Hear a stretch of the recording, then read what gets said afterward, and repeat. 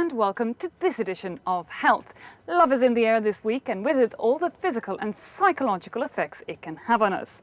We'll be looking quite literally at the chemistry of love. Did you know that in matters of the heart and falling in love, the brain really is the master of our moves?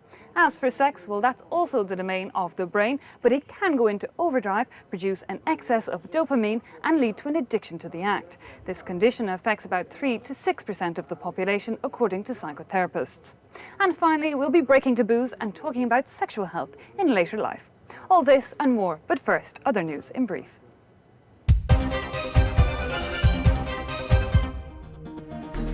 Hannah Clark has a heart that doctors are describing as magic. At 2 years of age, she suffered severe heart failure and had to receive a donor one and that doctors transplanted next to her own. The operation was a success, but then she developed cancer. Her doctors reduced her immunosuppressor drugs to stem the disease, but the donor organ failed and had to be removed. And then the miracle happened, and after 11 years of rest, her original heart started to beat again. The fastest moving pandemic ever. That is how the World Health Organization has described influenza A, noting that the virus spread as widely in 6 weeks as previous pandemics had in 6 months. At least 50 countries have placed orders for vaccines against the new flu.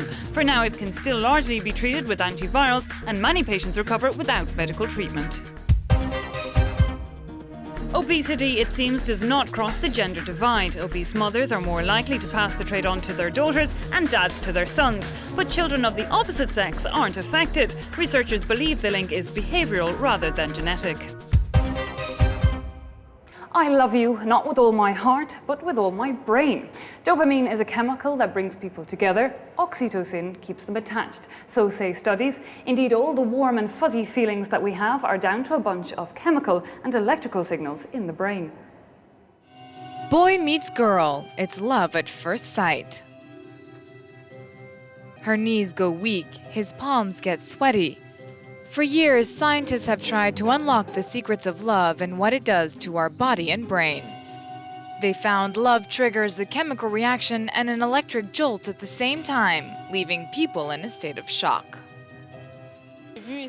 When I saw him, I froze. I just stood there.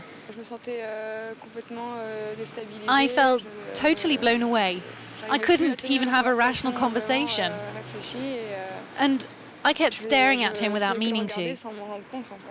Là, par exemple, son cœur accélère de 80 battements par minute à 120. Elle rougit d'émotion, la pauvre chérie. Et ça, c'est à cause de la vasodilatation des vaisseaux sanguins, juste sous sa peau. When love hits, the brain releases a chemical called dopamine. Cocaine and nicotine have the same effect, which is why some researchers say love can be addictive. And if love at first sight develops into a long-term relationship, other chemicals come into play. Oxytocin is a bonding hormone and is extremely prevalent when a woman gives birth. It creates a bond between the mother and child. But later we realized it's also released by both men and women during orgasm. The more orgasms you have, the more oxytocin you release, and the more you become attached to your partner. Smell is also an important factor in love. Combined with the image of the newfound object of affection, smell triggers the hippocampus, where memories are stored. But no matter how much scientists explain the unexplainable, falling in love will remain as magical as ever. Not always easy to face it, but there are some people who are addicted to love, or more precisely to sex. It might sound light-hearted, but it is in fact a serious problem. Experts describe it as any sexual activity that feels out of control. Like any addiction, it can seriously interfere in people's lives. A couple of times a month, this man visits Dr. Carila at the Paul Bruce Hospital. He's undergoing therapy for sex addiction. For a good 7 years, sex took over a large part of his life. Entire days could pass with only one thought in his mind. When I worked for a company at the time, I couldn't help but go to the bathroom to masturbate, for example. And the minute I would finish work, I would be back fulfilling all my sexual desires. I managed to concentrate enough on my work, but there was always part of my brain that was focused on sex. His addiction, he says, started slowly. At first it was just some innocent meetups, but before long he was spending most nights in clubs and hours on end on chat lines or internet sites. The habit was costly, and the extortionate telephone bills were one of his wake-up calls. I could have bought a nice car with what I spent. This man says he used his sex as a way to escape reality. As a seducer, he was powerful and confident, a mask over his inner insecurities. But it wasn't to last. Sex addiction leads to another world of worries. It's a sort of permanent anxiety.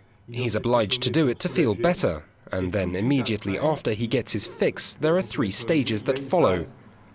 Feelings of shame, hopelessness and guilt. I did feel extremely guilty. It's like leading a double life. It's like hiding something. The guilt became really heavy. When I would be talking to my mother or other people close to me, I would be thinking, what if they knew? For this patient, the worst is in the past. Thanks to a Sex Addicts Anonymous group, which works like AA, he's realised he's not alone. His therapy at the hospital is helping him address underlying problems. But he wishes his condition was widely recognised as an illness, so there would be more help for those suffering from it.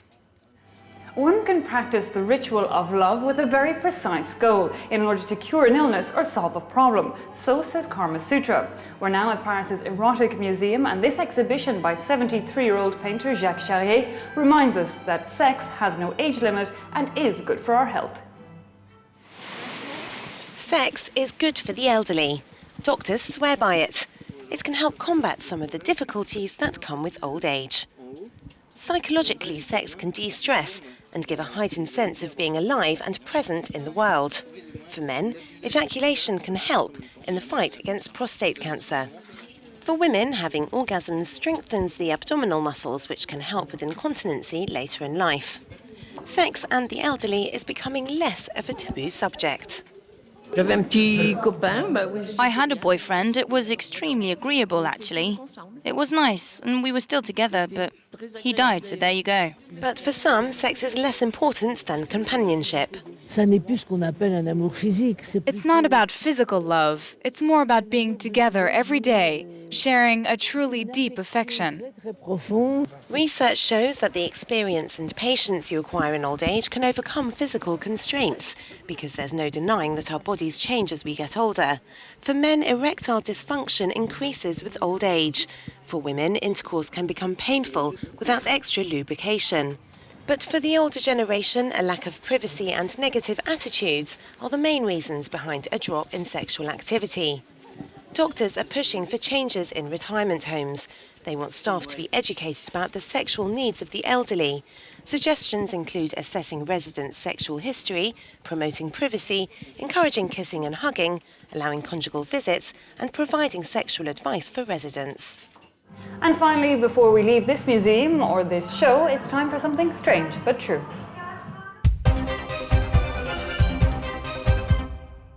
In Argentina, kissing is now forbidden. Because of the new flu, influenza A, people are being asked to refrain. No longer can two do the tango, and theatres have also shut their doors.